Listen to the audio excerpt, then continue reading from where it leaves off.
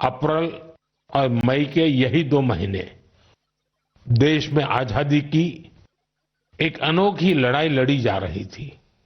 अंग्रेजों के अत्याचार उफान पर थे। गरीबों, वंचितों और किसानों का शोषण अमानवीय स्तर को भी पार कर चुका था। बिहार की उपजाऊ धरती पर ये अंग्रेज किसानों को नील की खेती के लिए मजबूर कर रहे थे। नील की खेती से किसानों के खेत बंजर हो रहे थे, लेकिन अंग्रेजी हुकूमत को इससे कोई मतलब नहीं था। ऐसे हालात में 1917 में गांधी जी बिहार के चंपारण पहुंचे हैं।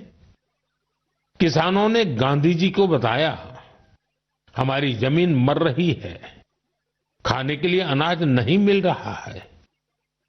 लाखों किसानों की उस पीड़ा से गांधी जी के मन में एक संकल्प उठा। वहीं से चंपारण का ऐतिहासिक सत्याग्रह शुरू हुआ। चंपारण सत्याग्रह ये बापू द्वारा भारत में पहला बड़ा प्रयोग था।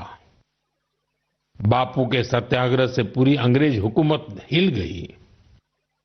अंग्रेजों को नील की खेती के लिए किसानों को मजबूर करने वाले कानून को स्थगित करना पड़ा। एक ऐसी जीत थी जिसने आजादी की लड़ाई में नया विश्वास फूंका। आप सब जानते होंगे, इस सत्याग्रह में बड़ा योगदान बिहार के एक और सपूत का भी था, जो आजादी के बाद देश के पहले राष्ट्रपति बने। वो महान विभूति थे डॉक्टर राजेंद्र प्रसाद। उन्होंने चंपारण सत्याग्रह पर एक किताब भी लिखी है, सत्याग्रह इन चंपारण।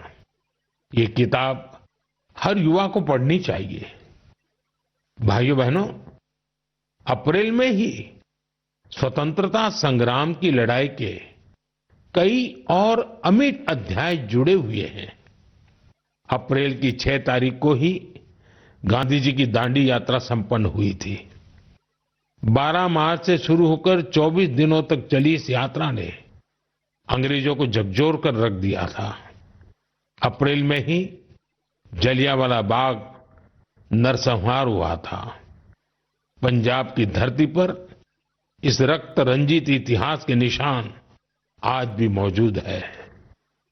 साथियों, कुछ ही दिनों में 10 मई को प्रथम स्वतंत्रता संग्राम की वर्षगांठ भी आने वाली है। आजादी की उस पहली लड़ाई में जो चिंगारी उठी थी, वो आगे चलकर लाखों सेनानियों के लिए मशाल बन गई। अभी 26 अप्रैल को हमने 1857 की क्रांति के महान नायक बाबू वीर कुंवर सिंह जी की पुण्यतिथि भी मनाई है। बिहार के इन महान सेनानी से पूरे देश को प्रेरणा मिलती है। हमें ऐसे ही लाखों स्वतंत्रता सेनानियों की अमर प्रेरणाओं को जीवित रखना है। हमें उनसे जो ऊर्जा मिलती है, वो अमृतकाल के हमारे संकल्पों को नई मजबूती देती है। साथियों, मन की बात की इस लंबी यात्रा में आपने इस कार्यक्रम के साथ एक आत्मीय रिश्ता बना लिया है। देशवासी जो उपलब्धियां दूसरों से साझा करना चाहते हैं, उसे मन की बात के माध्यम से लोगों तक पहुंचाते हैं। अगले महीने हम फिर मिलकर देश की विविधताओं, गौरवशाली परंपराओं और नई उपलब्धियों की बात करेंगे। हम ऐसे लोगों के बारे में जानेंगे जो अपने समर्पण और सेवा भावना से समाज में बदलाव ला रहे हैं। हमेशा की तरह आप हमें अपने विचार और सुझाव भेजते रहिए। मई के यही 2 महीने देश में आजादी की एक अनोखी लड़ाई लड़ी जा रही थी। अंग्रेजों के अत्याचार उफान पर थे। गरीबों, वंचितों और किसानों का शोषण अमानवीय स्तर को भी पार कर चुका था। बिहार की उपजाऊ धरती पर ये अंग्रेज किसानों को नील की खेती के लिए मजबूर कर रहे थे। नील की खेती से किसानों के खेत बंजर हो रहे थे, लेकिन अंग्रेजी हुकूमत को इससे कोई मतलब नहीं था। ऐसे हालात में 1917 में गांधी जी बिहार के चंपारण पहुंचे हैं।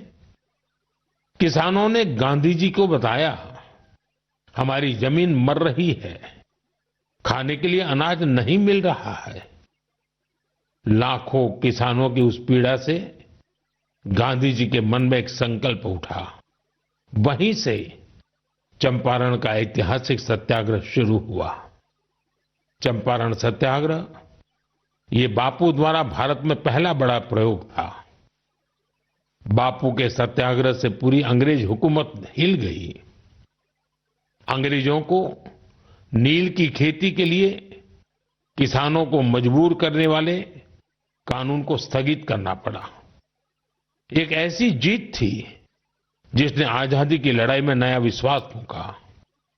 आप सब जानते होंगे, इस सत्याग्रह में बड़ा योगदान बिहार के एक और सपूत का भी था, जो आजादी के बाद देश के पहले राष्ट्रपति बने।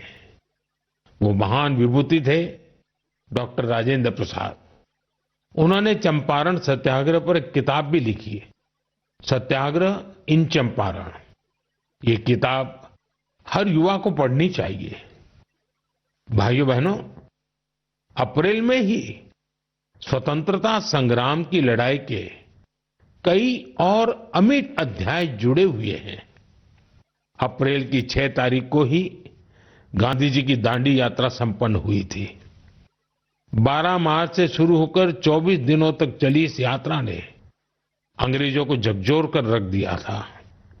अप्रैल में ही जलियांवाला बाग नरसंहार हुआ था। पंजाब की धरती पर इस रक्त रंजित इतिहास के निशान आज भी मौजूद है। साथियों, कुछ ही दिनों में 10 मई को प्रथम स्वतंत्रता संग्राम की वर्षगांठ भी आने वाली है। आजादी की उस पहली लड़ाई में जो चिंगारी उठी थी, वो आगे चलकर लाखों सेनानियों के लिए मशाल बन गई।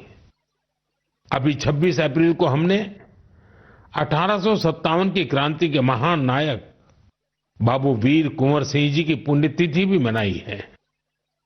बिहार के इन महान सेनानी से पूरे देश को प्रेरणा मिलती है।